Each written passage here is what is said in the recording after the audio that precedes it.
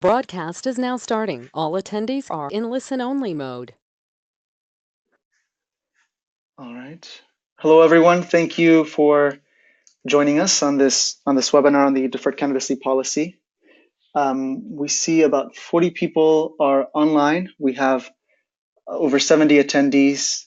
So we're going to wait just a couple of minutes to let everyone join, and we'll get started. Just as an FYI, we're recording this session, and we will start with a statement from Rick Reinhardt, our executive director, which will be followed by an FAQ. If for privacy reasons you prefer not to be recorded, we'll leave the questions towards the end. You're also able to submit a question privately, and we can read that without stating your name if that's useful to you all.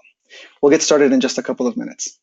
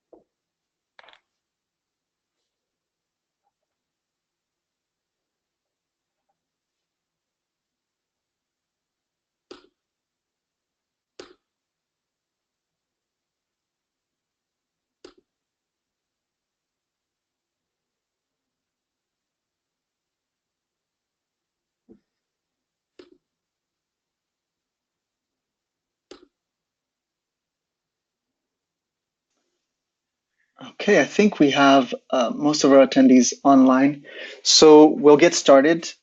Before I introduce our panelists from the SCA, I'd like to let everybody know that you should have on your panel two options. One option to submit chat, and you can do that to the entire audience or just the organizers or any of the attendees.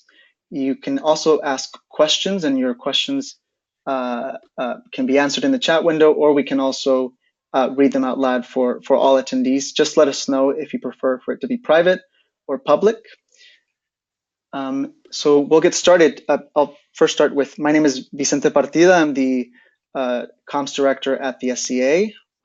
Online, we've got Paul Stack, president of the SCA, Heather Perry, vice president, Rick Reinhardt, executive director, and Cindy Ludvigsen, WCE managing director. So we'll get started with Rick. Morning, everybody. Just make sure my audio is effective here. Thanks for joining us, or good afternoon for those of you who are joining us from time zones other than the West Coast. My apologies for that. Our purpose today really is to improve on our overall communications, and our goal is to be accessible for questions and to provide answers to those questions. We did want to sort of give you a bit of overview of the course of events that led us to this moment in time, and provide as much clarity as we can about how we arrived at this place.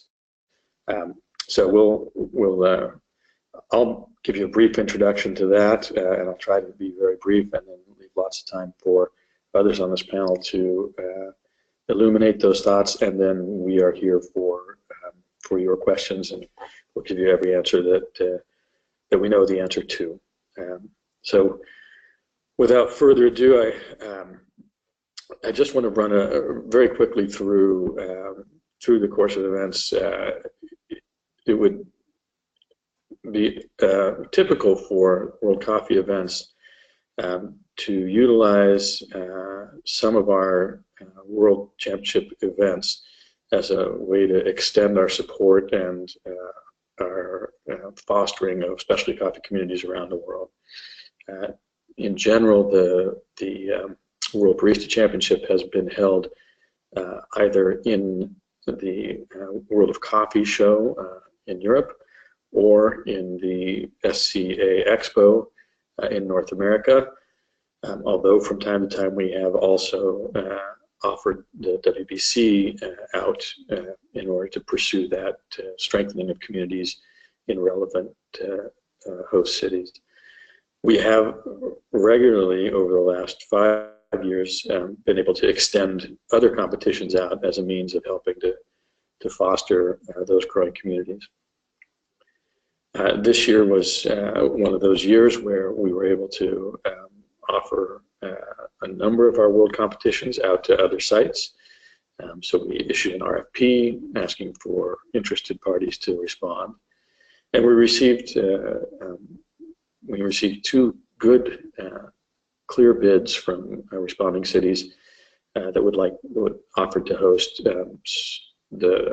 several of our competitions. You should know that there was a process and a criteria for vetting those cities that was very much based in the pragmatic issues of is there good airlift, is there sufficient hotel space, is this a place where there's a growing coffee community, is the organizer, do they have the capacity and the experience to organize the show.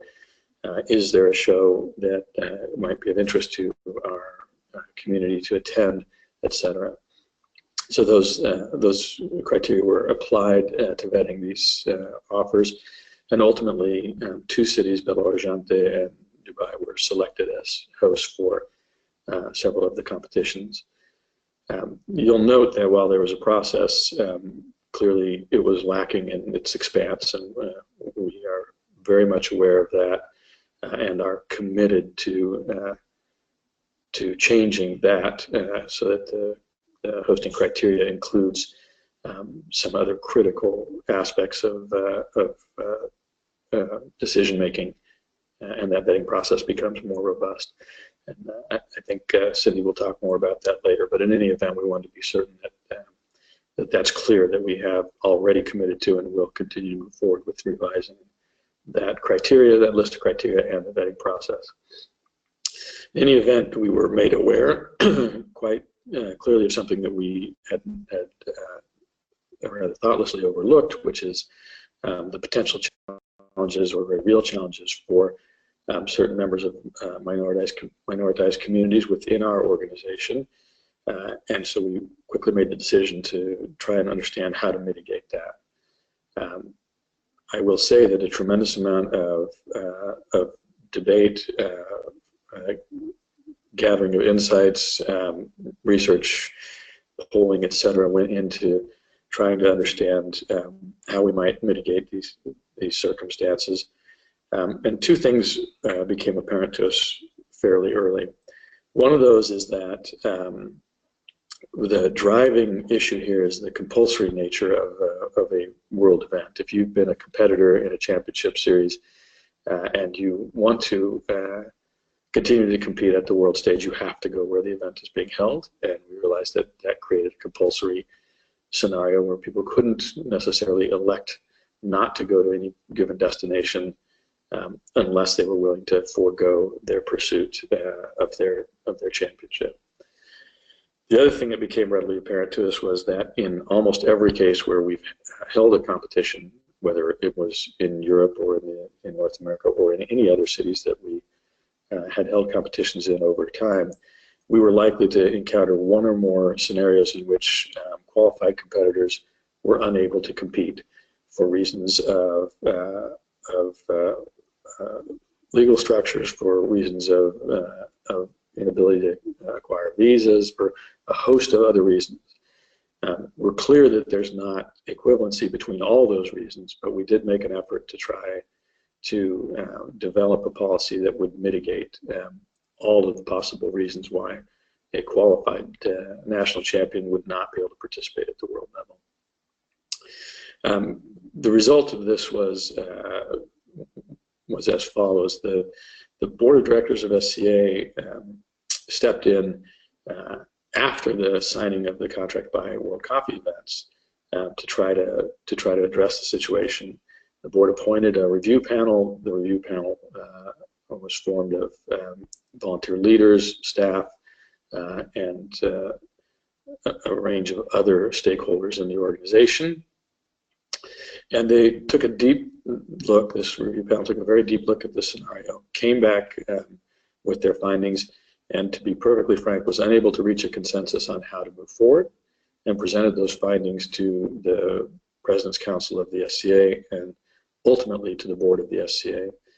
Robust debate continued with all the information at hand, and ultimately the board of directors of SCA made the decision to direct the executive of SCA to negotiate with Dubai in this case, and be prepared for other negotiations that would mitigate the compulsory nature of a competition.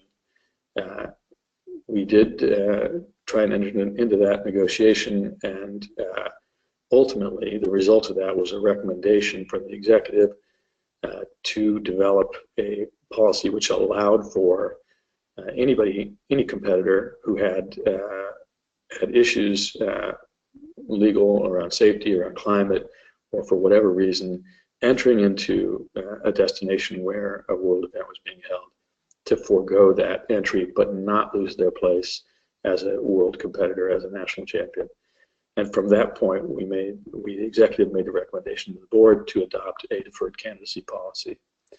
I will be the first to acknowledge that our communication around that deferred candidacy policy, our articulation of that policy, and our timing around that announcement, and most importantly, our rather premature announcement of the policy without sufficient work to clearly articulate what the policy was intended for, or the process that would allow it to be enacted, has been apparent. We've done a horrific job in that communication.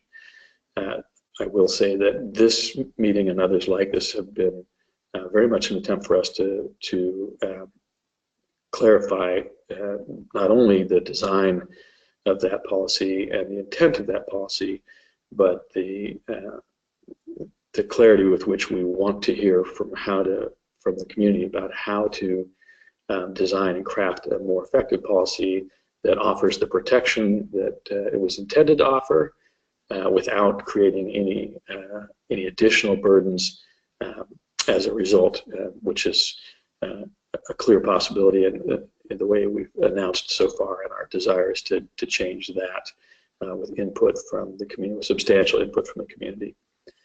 So that's how we got here. In terms of how we'll go forward, I think I'll hand the baton off.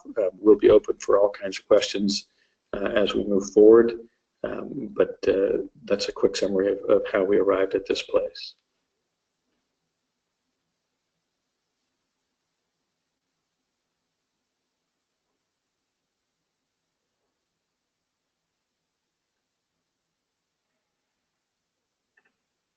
All right. If anyone has any questions, please feel free to type them into the questions panel. Also, the chat is open.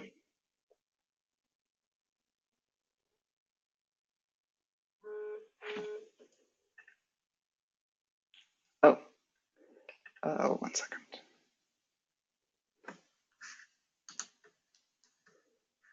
Okay. It appears the chat is turned off. So if you have a question, please type it into the questions panel. Apologies for that.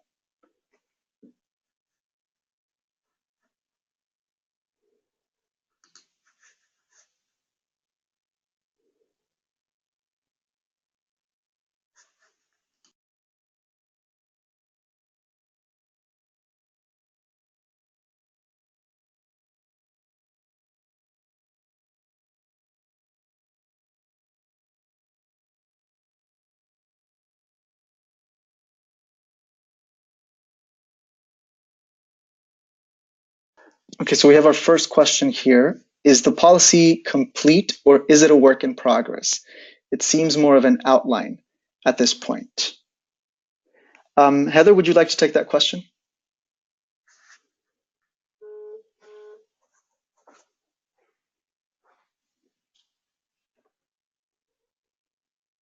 So right now, the policy is an outline. We're still working on exactly, we're here participating in these webinars, we're attending town halls when we're invited, because we want to make sure that the policy actually achieves what it was designed to. And so we want to make sure we're listening and we take all of the feedback, both good and bad, to the policy to really help frame it the rest of the way. Right now, it's an outline, and as Rick laid out, the idea behind it was really to make sure that everybody who had earned the right to represent their spot on a national championship level got to. And so while it didn't necessarily perfectly solve the situation for Dubai, there are a lot of really good merits to it as well that we think can be utilized going forward. So right now it's a framework. We're still kind of fleshing out exactly how it's going to work with input from the community. Thank you, Heather. Again, if anyone has any further questions, please feel free to type them into the questions panel. I think I'll ask this one of Paul Stack, please. Would you like to walk us through the structure of the WCE and SCA, please? Sure, yeah, happy to.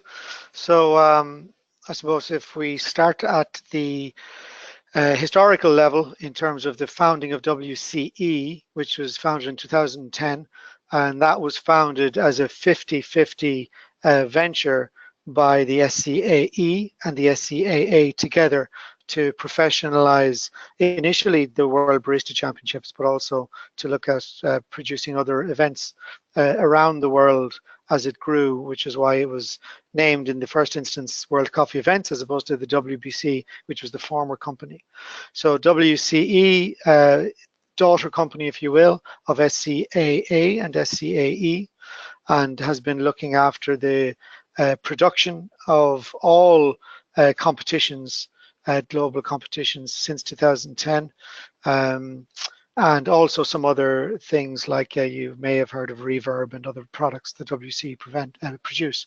WCE is a company registered in Ireland and has its own board and its own management. And the board structure has got an advisory board or advisory council as well, which is made up of volunteers. If there's any further questions on WCE, Cindy can expand.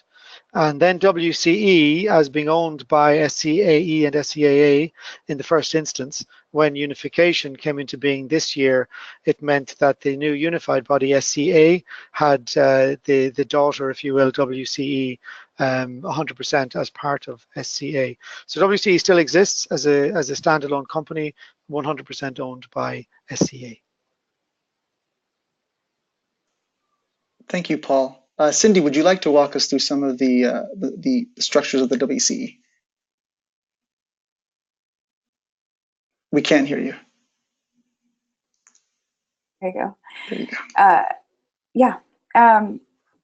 Well, as Paul stated, that we are a separate company, and we worked with a volunteer board as well, and that board was members from all around the world.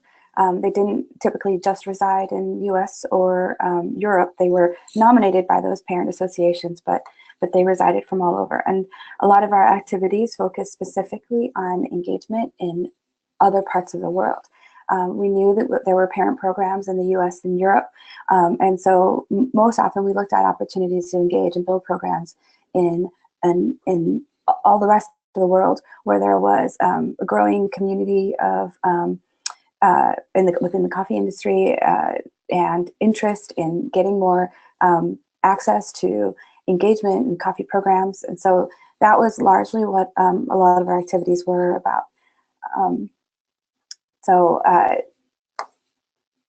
Structurally, our core products were the competitions, and we also worked with a varying number of committees that helped us develop competition structure, rules, and such. And usually that was done by each competition. Great. Thank you very much, Cindy. We've got another question here. What are a few key reasons that removal from Dubai altogether was not voted on? Rick, do you want to answer this question? Yeah, sure. Those key reasons, and thank you for noting, by the way, that that issue has never come to a vote before the board. The board has, in fact, given consideration to how to maximize the benefit of the competitions as they were intended to, and still honor and our core values around inclusiveness and diversity and what we really believe in as an organization. Those things are sometimes in tension. I would say that there are two key reasons why we haven't addressed that as a possibility. First and foremost is the very strong belief that that the goal of the SCA and the mechanism of WCE have been always designed to engage specialty coffee communities and to foster those communities where they exist and where they're growing. Those communities exist and are growing in places where it's extraordinarily challenging for those folks who are members of that community to access the international coffee community, to access all the benefits that we normally are able to get to quite easily in other parts of the world. So we have been very committed to that concept. Secondly, and an equally or important reason, is we did enter into contracts with partners in Dubai to host these competitions there. And as a matter of course, both WCE and SCA are organizations that don't take lightly their obligations under contracts, and when entering into contracts in good faith, the intent is to execute those contracts to the best of our ability. We are not in a scenario where there's been a material change in the scenario in which we entered into the contracts. I would say that we have had a deficit in making an assessment of the risks for ourselves and for our members around how we selected those host cities, but there was no there's no place at which any of our host cities were deficient in presenting their case. If there's any deficiencies that exist on our part. So we are obligated to those contracts in the way that any organization would be obligated to contracts that have been entered into in good faith. Thank you, Rick. We've got another question here. There has been a lot of backlash over the policy and a loss of credibility. When does SCA think the final policy will be out, and how will you regain credibility? Paul, would you like to answer this question? Sure, just unmuting myself. Yeah, there's no doubt there's been backlash, without question. It's an extraordinarily difficult learning on this sequence in terms of the WCE choosing the location, as they've always been tasked to do and always done a great job doing, and then these events over the past few months highlighted an oversight potentially, there's no potentially about it, an oversight in terms of how we assess. So what we were assessing, as Rick outlined in terms of the WCE protocols, were a growing community, being able to run a great event, and stuff that, again, if necessary, Cindy can go into in more detail. But what this has unveiled for us is a backlash which unfortunately is being presented as if our decisions are being taken without care for members. And so how do we fix that? So as we're trying to fix our very poor communications. What we have is a volunteer board who has been presented with this difficulty, and that difficulty articulated by Rick in terms of how do we do what we were elected to do, which is to grow specialty coffee globally, and now how do we manage that when it comes right up against a conflict against some of our members, and that's very difficult. So with the deferred candidacy policy, our focus was to try and take away that difficulty, which was viewed in relative short-sightedness on the competitors only. It's also become clear that judges, while not compulsory, also need to be considered as to how we manage ourselves going forward. So at the moment, in terms of trying to regain trust in what we're trying to do and grow specialty coffee for everybody and for everybody globally, including current and future members in the community, we're looking to listen, to get feedback from town halls as well as our own webinars like this that we're running, so that in putting together the deferred candidacy policy, we reflect all those learnings. And in terms of timing, as per the original statement, we're looking to give an update to the membership before the end of this calendar year. I believe we have to go on an iterative loop to the membership on that to make sure we've got time for feedback. So that may take some time past December to complete it. In fact, I'd very much doubt if we can get it done before the end of the calendar year. So we don't have a date yet on when we'll publish that, but we certainly will have an update to the membership before the end of the calendar year. If I can just add on to that. Mm-hmm.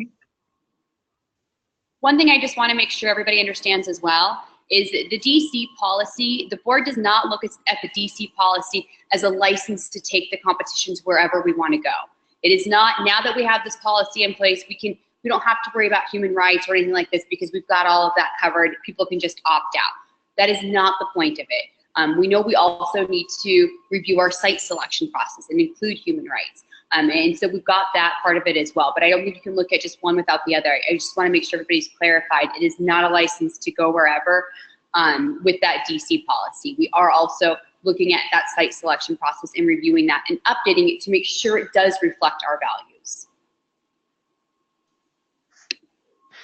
Thank you, Heather. I think it's important. That's an important add-on in that we as a board are adamant that we won't publish any further location without having the new site selection policy not just revised but also shared with the membership. Thank you, Paul and Heather. And actually, I think this next question ties in nicely with what you've just said here. The policy doesn't address, the question is, the policy doesn't address the accountability of the SCA WCE to host in cities safe for all members. What steps or policies are being discussed to address the site selection with regards to ensuring all members are safe and welcome? That ties back to the vetting process. Do you want to talk about that, Heather?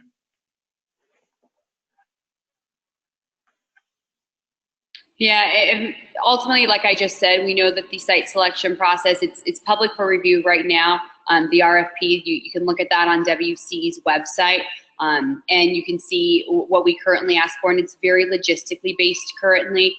There are some city elements that we have in there as well, but it is obviously not as inclusive as it needs to be.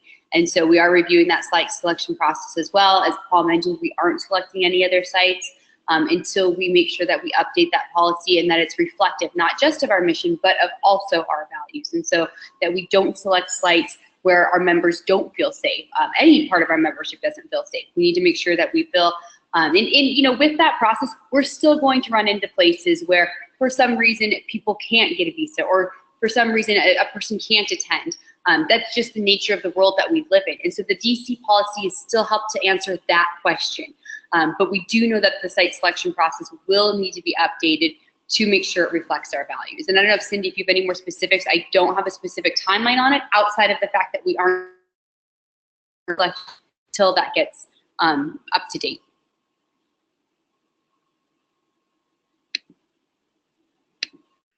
I can respond a bit to just that. The DC policy, as Heather stated, is not about the site selection at all. It is about the way we can manage the choice for competitors to decide if they have the ability to go to the location in front of us. There's also lots of other complications that have happened over the years, as Rick mentioned before, where different countries have always had different levels of access. So we just wanted to look at the inclusivity of trying to remove those barriers of access and say we're going to save your spot. That policy, I believe we can draft with the input of a lot of volunteer voices, making the point of it being accessible and inclusive the most important thing about that policy. Policies don't have to be rigid just for the sake of the idea that policies are rigid. You know, we designed a policy so that we can allow for access and allow for people to have their voice and their choice. And so this is how I think that DC policy will be designed. And then the site selection is down the road, maybe a different policy, a different process that will address where events go and how we choose where they go. But for the DC policy, we were looking to try to start that process essentially immediately and see if we could work towards more of an update by the end of the year. Thank you, Cindy, and thank you, Heather, as well. I'm just going through the questions here. There are a few that are similar, but I'll try to acknowledge all of them just to ensure that you all know that we're looking at them. There's one here that I think Heather and Cindy just responded to, but it says, we've noted the deferred policy for competitors, but there are also likely a significant number of other participants, for example, judges and sponsors who may not be able to attend. What mitigation approach does SCA have for this? And I think that's where the vetting process and the revision of the vetting process and the criteria comes in. Yeah, Yep, I sorry, go ahead, Cindy. can speak a bit to that for some of the other stakeholders, sponsors, judges, volunteers. Participation in events has always been voluntary. There's the main distinction that's different for competitors is that the idea is if you want to take the opportunity for what you've earned, you know, you went through a path to get a credential so that you could have a chance at a world stage. That was only ever available if you went. Previous to this, if you couldn't go, you didn't go, you just lost that opportunity. And so initially the DC policy was looked at to allow for that consideration, the compulsory nature that competitors face. It's different from other participants. But in the case of judges and sponsors, we care very much about those voices as well.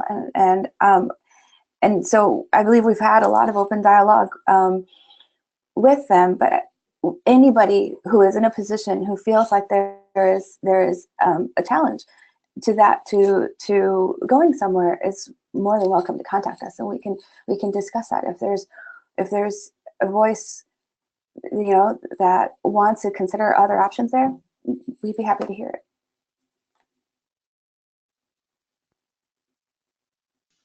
Thank you very much, Cindy. So looking through some of these questions here, the next one, what is your response to the many organizations that have chosen to suspend their association with the SCA and WCE in light of the selection of Dubai and the deferment policy? Rick, do you want to answer this one? Sure. You know, my immediate reaction, and I think our immediate reaction as an organization, is heartbreak. We have organized ourselves for more than 30 years now in order to create more community, to create a more effective networking opportunity, to create more inclusivity, and to amplify the voice of specialty coffee, because we have had and continue to have a belief that specialty coffee offers unique possibilities in the coffee value chain for all the participants, so that when we pursue the cause of specialty coffee, we make a better opportunity for consumers. They get a chance to have a better coffee experience. We make a better opportunity for producers. They get a better chance to share in the rewards of coffee. So being at this moment in time where the impact of our, and to be perfectly frank, at this moment in time where the impact of my exceptionally poor communication skills around this, because I have to take responsibility for that, have led us to a place where rather than building community, rather than uniting people, rather than bringing the voice of specialty coffee to the forefront. We've isolated folks, we've created division, and we've really sort of been antithetical to our mission. So our reaction is, what do we do to get back on mission and to get everybody on mission with us? And this is part of that, and I can assure you that the board of directors of SCA, the board of WCE, and all of the staff of both organizations are completely committed to understanding how to get us back on the important mission of raising the cause of specialty coffee globally, so that everybody in the specialty coffee value chain can benefit from the unique opportunities that specialty coffee offers over other kinds of coffees. We want to be on task with that. We want to be focused on that work. Whatever we can do to bring people back to that mission is front and center in our minds. We're looking for input, we're looking for understanding, we're looking for ways to comprehend how to do that. And most importantly, we're committed to improving our own communication skills. This is one of those opportunities, but there will be many, many more. And we will do our absolute best to be better communicators, to create better feedback loops, to create better iterative processes, and frankly, to be better listeners at every turn. Thank you, Rick. Okay, so our next question here. Does the SCA have a sustained obligation to address human rights abuses, including conditions akin to slavery, child abuses, laws designed to subjugate particular minorities, severe penalties including death for certain nonviolent crimes, etc., particularly when the issues are the consequence of a partner entity's laws and practices? Paul, do you want to take this question?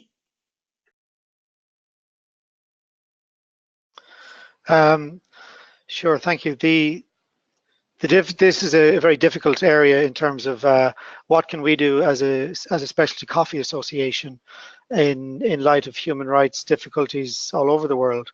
We know that there are human rights challenges everywhere in the value chain, from origin countries where we deal with right through to different consuming countries, and countries where we are very present, and countries also where we are expanding the footprint of specialty coffee.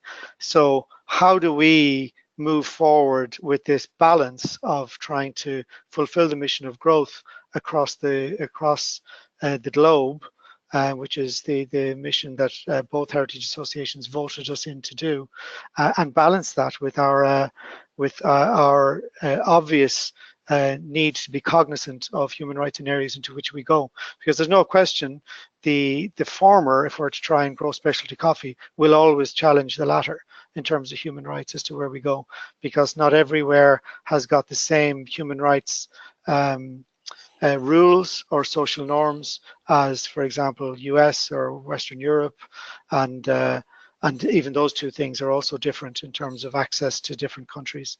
So in answer, I think we do have an obligation, and I think we do have an obligation to try and step from where we are with the learning on this round of listening and engagement, so that our policy going forward has got clarity on that as to how we balance those two things. And my suspicion is that we will have a much more rigorous policy for people who are not people but places that want us to go, in particular where we want to go with championships, which is a compulsory nature as opposed to voluntary nature.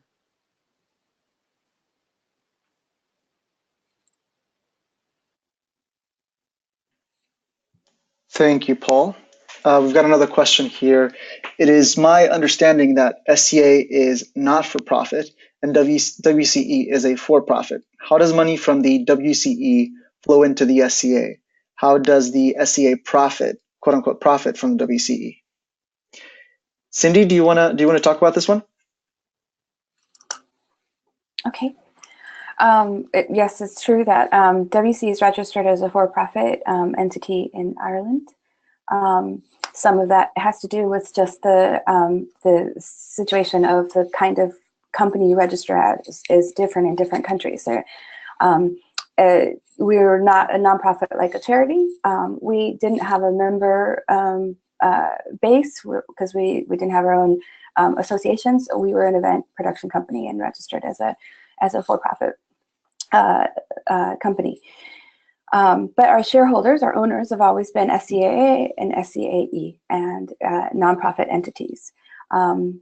We started with asking for no capital from either parent association. We built everything on our own, and then annually we also contributed funds back to both parent organizations.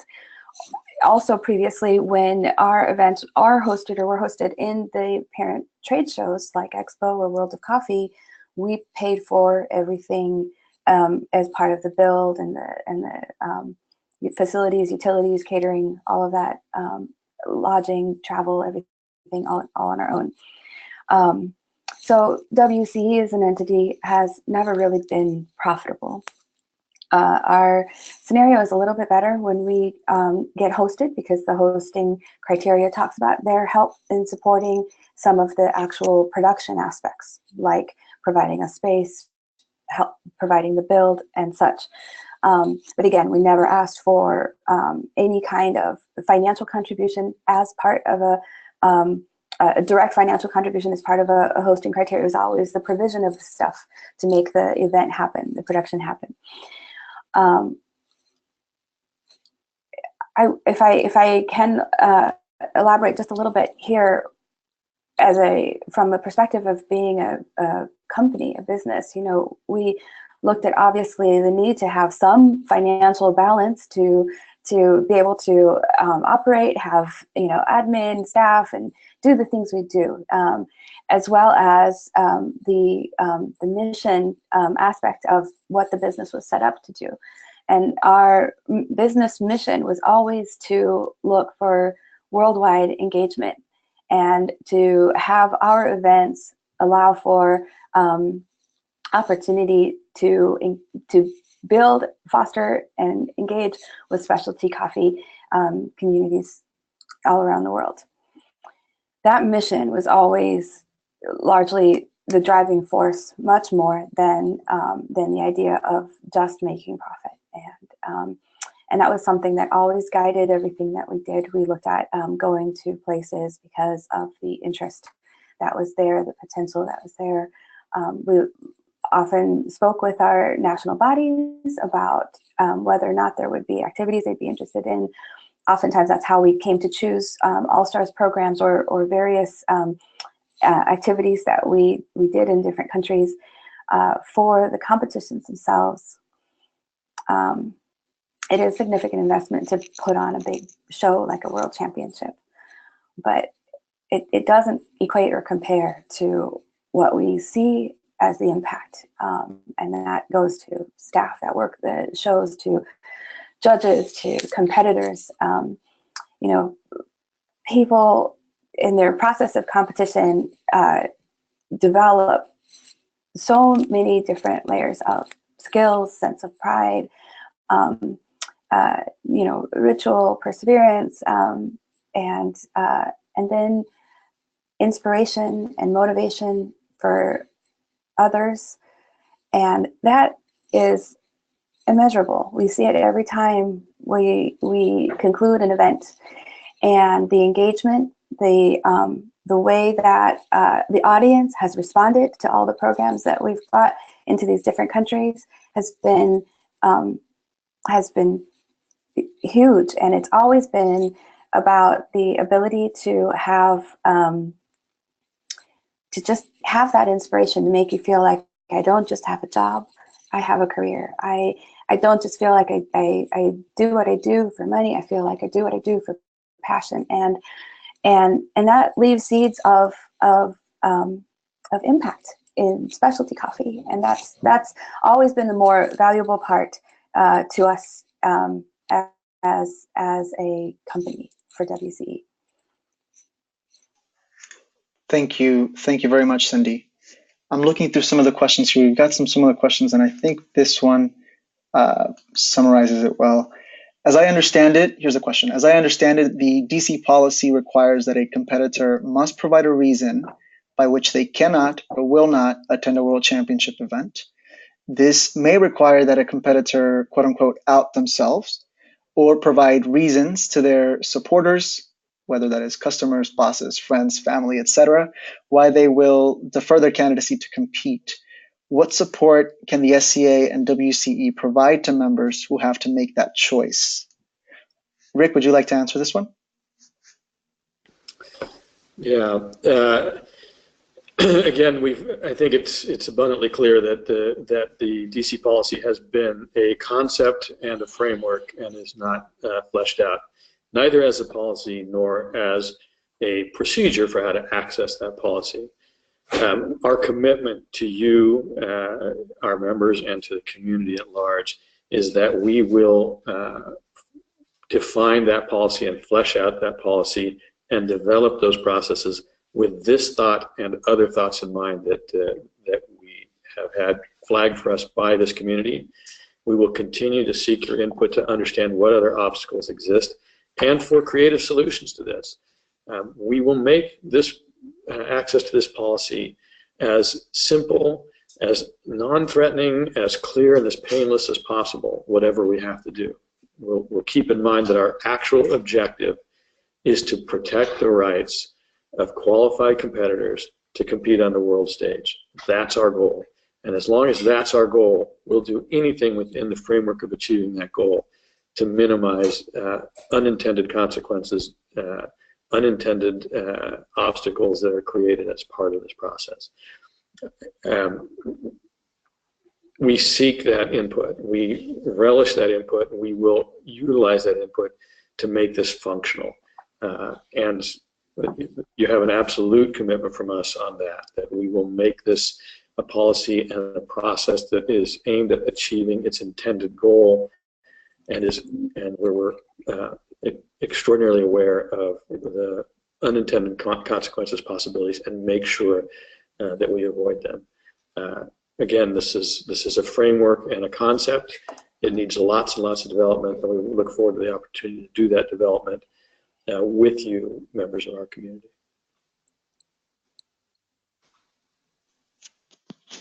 Thank you, Rick. All right, we've got a few more questions here.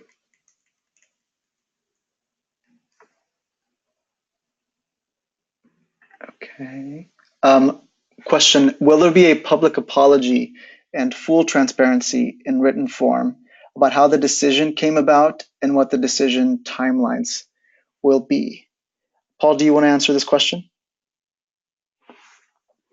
Absolutely. Yep. Absolutely, we apologize. I, on behalf of the board, apologize for the events of the last 2 or 3 months or so, and there will absolutely be a statement once we've gone through this webinar, tomorrow's webinar, and gathered. The board is set to meet again next week, and what we'd be looking to do is to answer as many questions as we've garnered, so as that we can have a statement which hopefully addresses as much as possible, and it will have full clarity in terms of what you've heard on the audio today, in terms of that sequence of the RFP for WCE, the signing of contracts, the alert that came to the association and to the board of any issues, and the subsequent decisions taken. All of that will absolutely be shared with membership.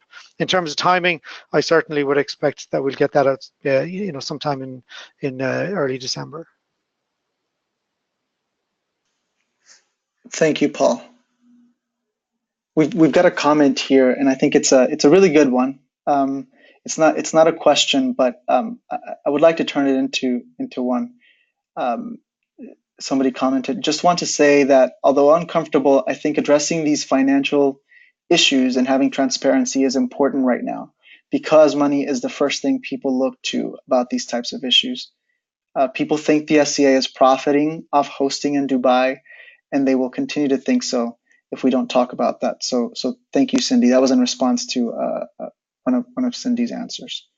Thanks very much for that comment.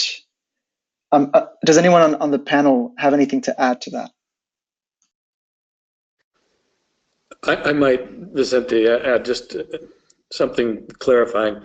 And Cindy actually addressed it, and I'm not certain everybody caught it, but WC exists as a company in Ireland because it was meant to be this joint exercise between the SCAA and the SCAE. And we were looking for a place to found this company. Of course, there was a certain amount of, well, we'll just host it in the US. We've got lots of staff there. That'll be great. And then there was, well, we should host it in Europe somewhere. How about Switzerland? And these are the very real conversations that happened around this. Ultimately, we selected Ireland in part because it's a sort of compromise between continental Europe and the continental US geographically, because we had a substantial presence there, and because they had a reasonable corporate structure. One of the things that was not available in Ireland, as Cindy alluded to, is a not-for-profit organization like the 501c6 organization that SCA is organized under. So you could either be an outright charity or you could be a for-profit company of one kind or another. We couldn't function as an outright charity because we wouldn't have met the tests necessary for that. So we incorporated as a for-profit business, knowing that the sole shareholders of the for-profit business were nonprofit businesses. And those nonprofit businesses, which the SCA is one today, are unique insofar as they cannot distribute profits or dividends to anybody. Everything that comes into the organization is used by the organization towards the benefit of its members and towards accomplishing its mission. That's the definition of a nonprofit under the 501c6 structure. We've always been that organization. We've always been committed to working in that basis, and we continue to be committed there. So in terms of money flows, anything that came out of WCE when there were excess funds went to the nonprofit parent companies who used those monies to further the missions of their members. And that's still the case today. We're happy to be transparent about it. Honestly, most of the time it's mind-numbingly boring to go through the legal structures here, but we're more than happy to go through what they look like. And they always end up in the same place, that all monies that come into the organization ultimately flow to the benefit of the members.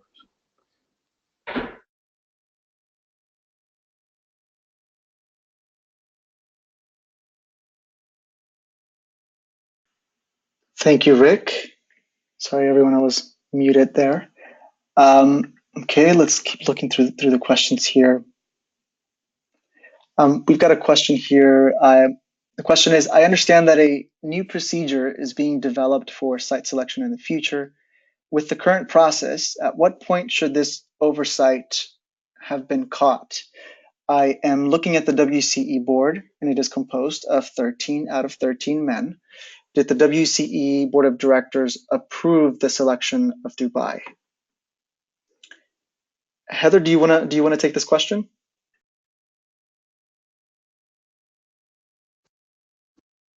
I'm actually going to let Cindy take it because I'm not familiar with the WCE approval process, so I'm going to let Cindy take it.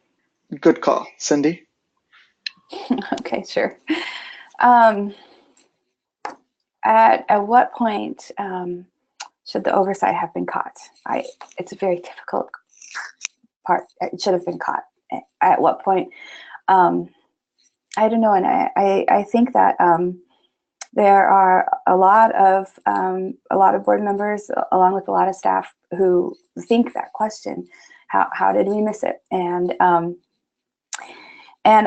I want to share some information. I don't want to offer this as an excuse, because it's noted and recognized that we need to be better and do better about this. But we have been going to Dubai with different events for many years. I think I remember the first time I went, it was 2009.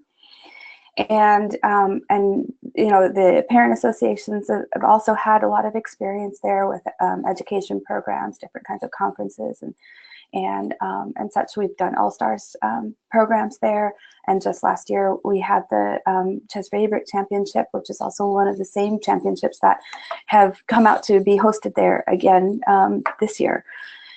And a number of our board, our volunteers, our judges, the people who are a regular part of our committees and voices that we hear from have all had experience traveling there. And it didn't come up. What we saw when we were looking at a proposal for hosting were considerations around the city itself. One of the things that we recognize as well is that there was a reputable partner, one that we were familiar with, one that actually did a great job committing and hosting to the championship just last year. There are a group of people who have had a lot of experience traveling to Dubai. We were eager and hopeful to talk about ways we could make that experience valuable to the audience for the championships. So that the fact that this other conversation that is incredibly important didn't come up, it does catch us as well as a bit of a surprise. But I think that obviously we recognize now that how important it is to look at that criteria. When you mentioned the comment about the 13 men, that is true. It's currently the configuration of the board. That hasn't always been the case. We have also had women on the board. I think when we looked at diversity for the World Coffee Events Board, we looked specifically at diversity of geographic voices for cultural influence, because we had parents that were American and European. And we were trying to bring a balance to understand that specialty coffee was global and it was worldwide. And what we were doing was establishing programs to reach out to so many other parts of the world. So we asked for diversity in voices based on the countries or cultures that people came from in order to embrace a diversity in that sense. We didn't necessarily have conversations around multiple other levels other than at the onset. We thought we wanted to allow for global diversity in the way we approached WCE strategy and activity. And yes, the board is the one that votes for the decisions, that has voted for the decisions for where we go with hosting proposals.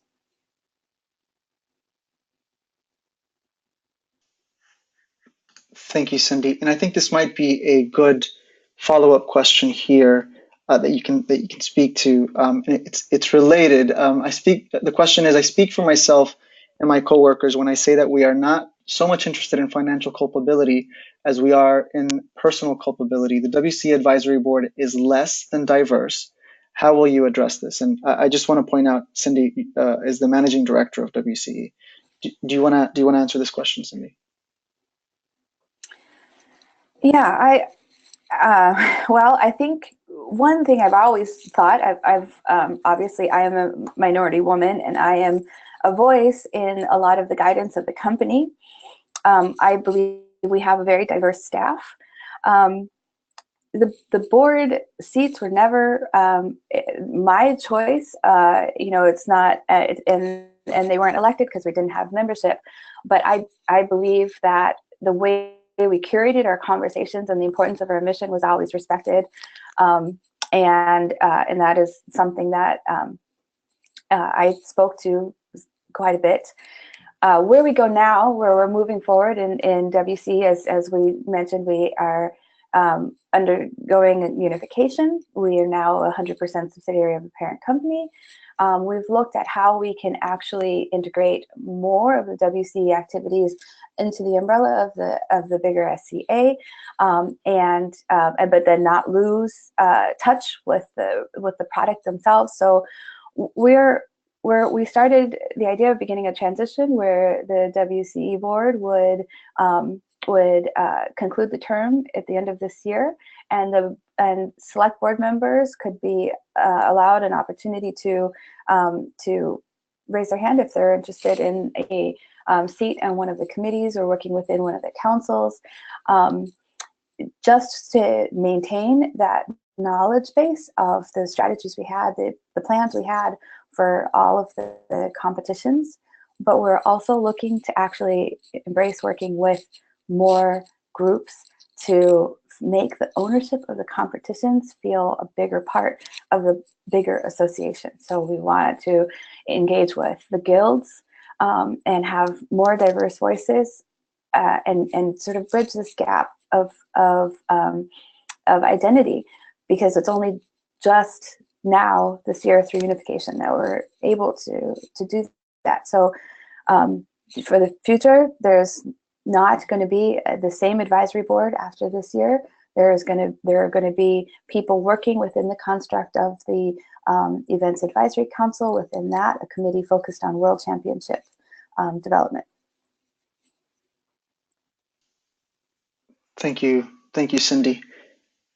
I'm conscious of times. I'll ask the panelists. Do we have a few more questions? Do we have maybe 15 more minutes? Okay, great. Thank you. Let's see, we've got a few questions here. I'll open this up to the panel and see who wants to answer this one. Competitions have recently been under fire for a lack of diversity. It has traditionally been male-dominated. Policies like the DC only add to that. What can the SCA or WCE do to make competitions more accessible to women, LGBTQ people, etc.?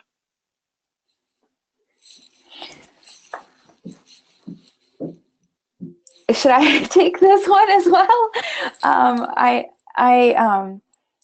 I know there's been a lot of conversation about this, about trying to understand how the competitions could be more welcoming or more inclusive. And then there's the question of talking about bias, and which is tricky because at times people may think we don't have any biases. I don't have any bias, but we all grew up in cultures where there's going to be inherent biases. And so we actually, as part of the work that the committees and board were doing in the past year, we're talking about ways we could look at professional help to discuss bias, having some bias training, and also do more exploration about what we could do in the structure of the competitions to increase the feeling of access and inclusion and welcoming from the onset. So this was part of the activity that we were going to undertake as an initiative in this year. Yeah, I'd love to add to that. As Cindy noted, we make a self-assessment all the time about what our biases are. But there's evidentiary basis that there is some implicit bias somewhere. All you have to do is look at the data. It's been very challenging to understand the nature of that. And I would presume it's complex. I would presume that it's going to be a significant effort to try to gather enough data and make enough investigation to understand. Clearly, the number of men who compete and the number of men who have won both at the national and world level in these competitions far outstrips a reasonable representation. On that basis alone, clearly there are flaws. We're struggling to find those flaws. It is very front of mind for the people who are intimately involved in devising the competitions, the rules, the settings. I can assure you they're thinking about it all the time. The answers are not as readily apparent as one would like, but clearly they can be discovered if we pursue them enough, and we will. I would say that they probably would result in fundamental changes to the structures of these competitions, and that's fine. That's good. That's healthy. And then finally, I would say, in terms of how we address these things, certainly the staff and volunteer base are trying to find ways to address these issues, these fundamental issues. But I'd also say that we live in a time right now where there is a significant change generationally. There's a significant change in how we approach leadership. There's a significant change in how we make our way in the world.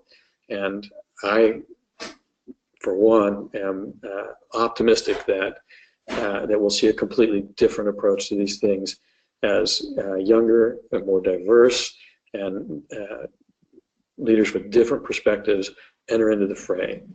The leadership of the board of the SCA and the advisory council of the WCE are all volunteer positions. They're all made up of people who are part of our community, who have made the commitment to volunteer their time and their energy and their intellect towards resolving these problems.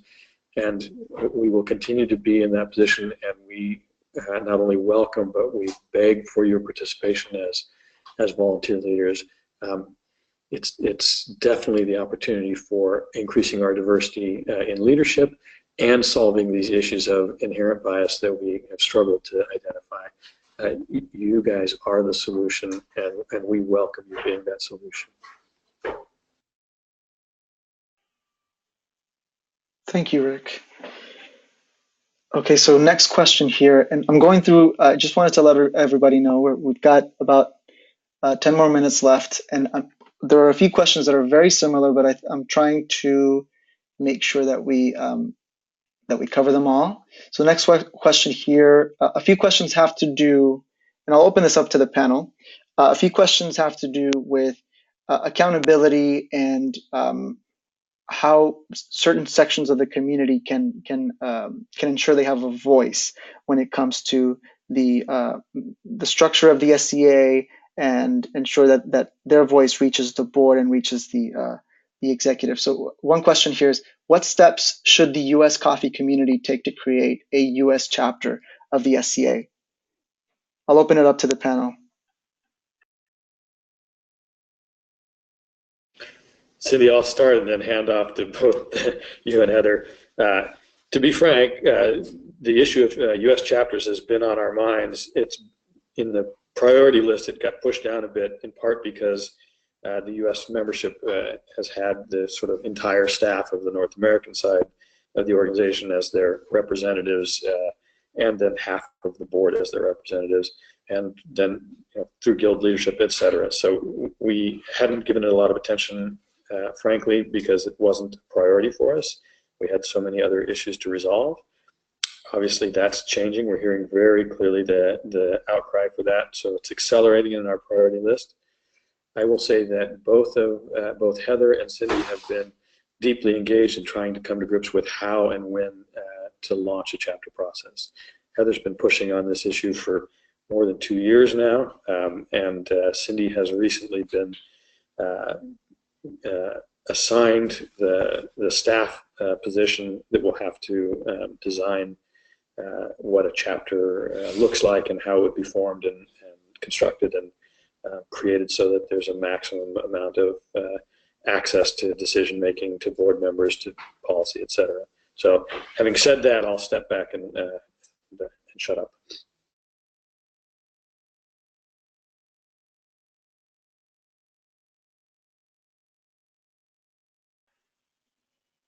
Does anyone on the panel, Cindy or Heather, I don't see Paul here, but anyone have any follow-up to that?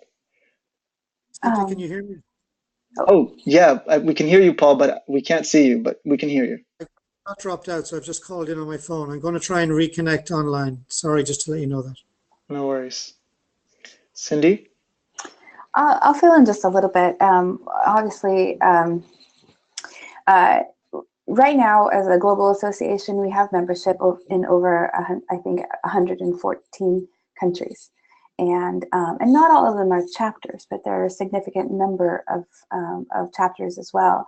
And I think one thing that's really critical to look at here is the idea of needing to preserve the local voice and that local culture of all the members of a country, and then also having all of these chapters align on our global mission as an association.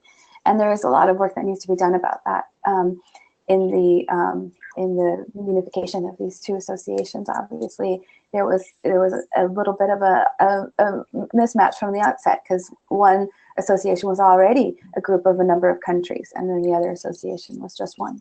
And so I believe there needs to be the ability to create the local aspect of a US chapter, so that we have a way to respect the specific needs to each country and the specific requests of each country's membership, and look at impact on a country level, as well as the impact of all the chapters and all the countries we work with for a global scale. And so this is work that is critical to be done, and this is something that you know, I'm really eager to try to help work on. Thank you, Cindy. All right, so we're almost 15 minutes over the hour, and we've tried to get to most of the questions. We weren't able to get to every single one, but hopefully we've answered all of them, I think. If we haven't responded to your question, we will, of course, we'll be posting an FAQ at the end of this week, and also we're having another webinar next week on Wednesday, where obviously everyone on this call is welcome to join us again. I'd like to ask the panelists if anyone has any final words for SCA members who have joined us today. Well, I'd just like to, first of all, thank everybody for their time to take time to come onto this call today and give us the opportunity to try and share some of the background to where we are, and to assure you that we are spending a lot of hours trying to resolve a future direction so that we can more positively represent members and also do our mission justice as we try to grow specialty coffee, which is the reason we're all here. So I apologize again for the difficulty it's caused members, and look forward to trying to make it better in the future. And thank you, Vicente, for hosting.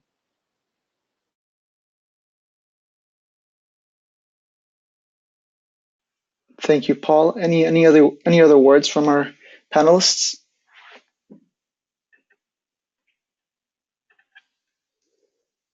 All right. Thank you, everybody. Thank you for joining us. We'll be posting this, the recording of this video on our website on SCA News. Again, you're all welcome to join us at the webinar next Wednesday, November 29th. And if you have any questions, you can email us. The email address is dcpolicy@worldcoffeeevents.org. Again, that's dcpolicy@worldcoffeeevents.org. And you can also find that email address on the SCA News website. Thank you all very much.